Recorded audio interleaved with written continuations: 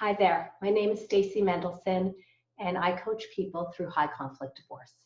Today I want to introduce you to the concept of the self-coaching model, which is a way, it's a tool actually, that we can use to help us understand our experience that we're having in the world. We can also use the model to help generate the results that we want in life. I'm going to take you through the components of the model. There are 5 components in any model, and everything in this world will fit into one of these components. First component is the circumstance line, or the C line.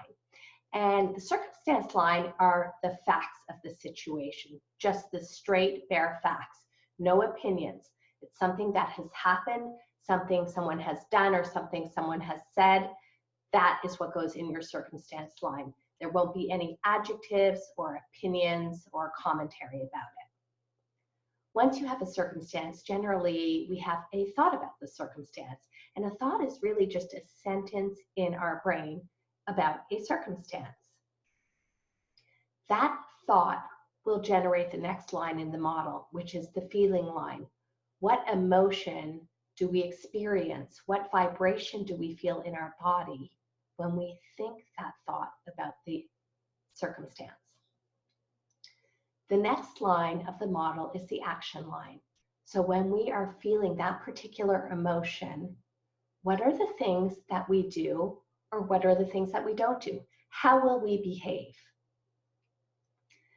Once we've written down all of our actions and behaviors, that will generate the results that we see in our lives. What effect do those actions have on our life? So now let me take you through a real life example of one of my clients.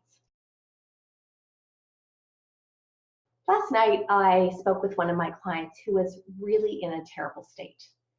He told me he was feeling defeated. So that's where I started my model, in the F line. He felt defeated.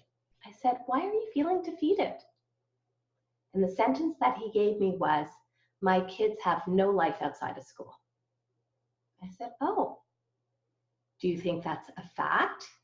His answer to me was, "Absolutely. They have no life outside of school." I said, "Well, I would really have trouble putting that in the circumstance line of my model, because really your C line would be provable in a court of law. If you interviewed 100 or 1,000 people even about it, they would all agree that it's true. Would 1,000 people agree that your kids have no life outside of school? Probably not.